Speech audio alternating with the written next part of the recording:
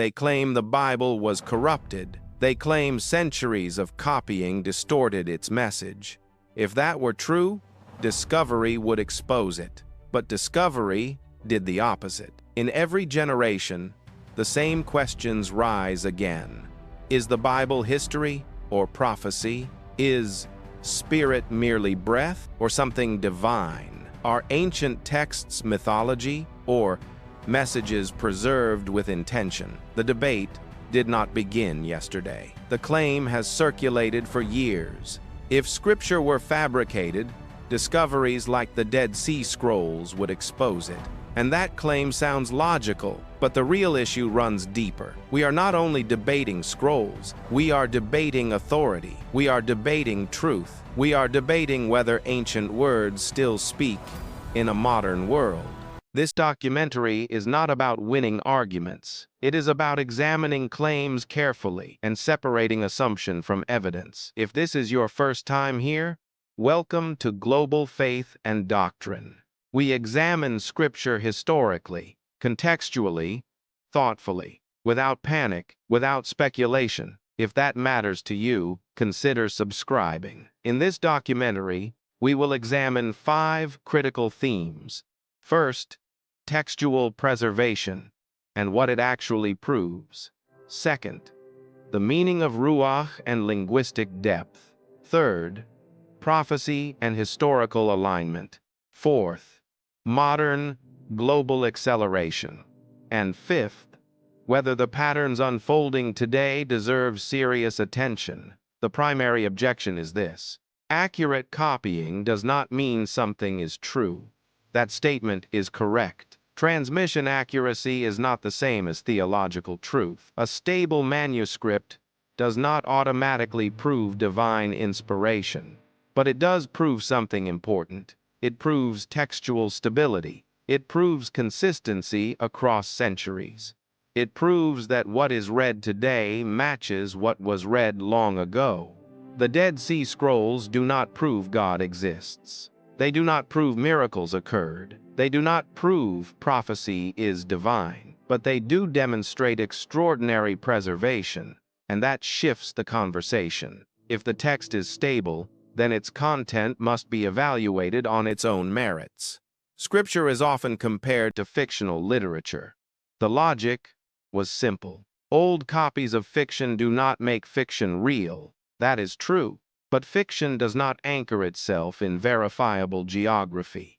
Fiction does not embed itself among documented rulers, or recorded wars, or known empires. Scripture does. Babylon existed. Persia existed. Rome existed. Jerusalem existed. Pontius Pilate existed. These are historical realities. That does not prove miracles, but it situates the narrative inside real history, and that distinction matters. Another question arises: who wrote the Bible? The Bible is not a single book. It is a collection of writings spanning roughly 15 centuries, written by shepherds, kings, prophets, physicians, fishermen, across 3 languages, across multiple continents. Yet one thematic thread runs through it: human failure, divine intervention, covenant, redemption. That literary continuity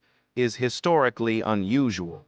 Debates about canon exist, but the core Hebrew scriptures are shared across traditions. The New Testament manuscripts are remarkably consistent. The conversation is more nuanced than internet arguments suggest. It is argued that Ruach simply means wind.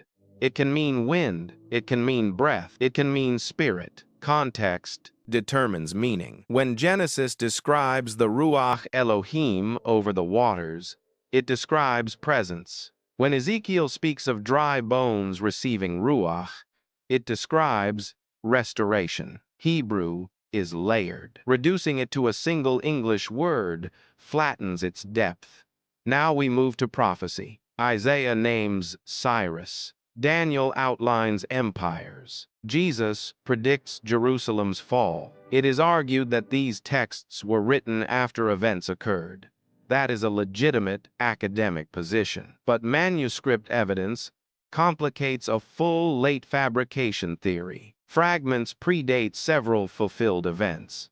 The debate remains serious, because if prophecy is authentic, then history may not be random. Regardless of belief, the world is accelerating. Conflict increases. Global systems consolidate. Technology centralizes authority. Moral frameworks shift rapidly. These are observable realities. Jesus described wars, global tension, spiritual deception, moral coldness. The question is not whether crises occur. They always have. The question is whether convergence is intensifying. Wars are no longer regional headlines. They are global broadcasts. The Middle East remains volatile. Europe experiences war. Asia grows tense. Nations rearm. Alliances shift. Nuclear capability exists. The scale is unprecedented. The speed is unprecedented. The coordination is unprecedented. The Earth shows measurable strain, record heat, historic floods, unusual seismic activity, food instability, supply chain fragility. Jesus used the phrase birth pains, increasing intensity, increasing frequency, not random, transitional. For most of history, global economic control was impossible. Geography limited power. Today, digital systems remove those limits. Digital currencies exist. Biometric systems expand. AI processes global data instantly. Transaction tracking is scalable. The infrastructure now exists for centralized economic restriction. Revelation describes such a system. For centuries, it seemed implausible. Today, it is technologically feasible. That does not prove fulfillment, but it removes impossibility. We explored this pattern in depth in a 4-part documentary on the Mark of the Beast. If you want to examine that subject carefully and without sensationalism, you can watch parts 1 through 4 on our YouTube channel. This documentary builds on that foundation. Biblical prophecy consistently orbits one nation, Israel. Empires rise and fall. Israel remains central. In 70 AD, Jerusalem fell.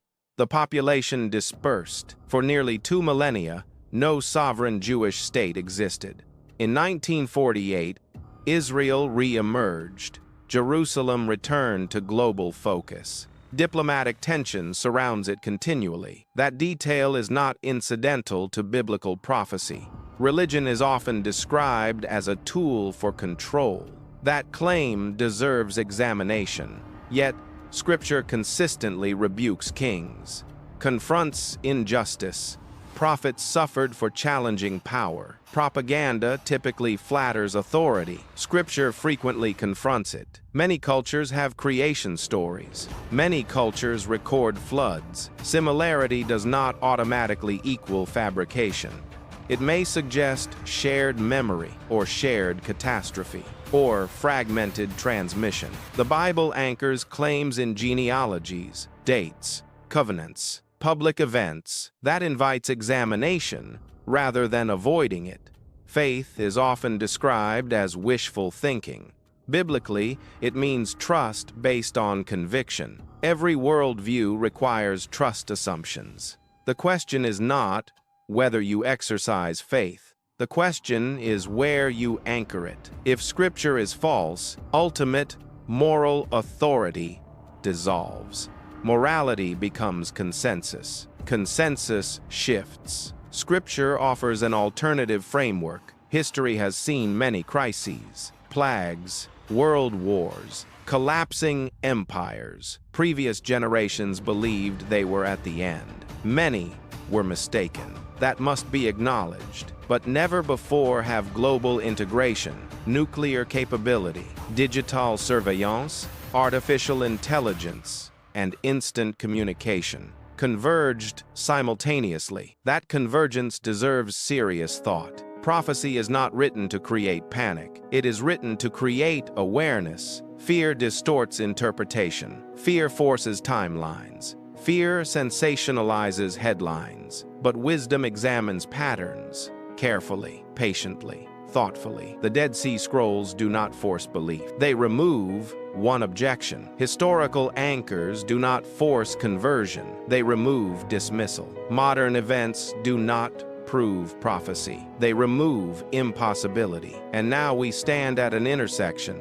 Ancient text, modern technology, global conflict, moral uncertainty. You may reject Scripture, you may embrace it, but the patterns it describes are visible, and visible at scale.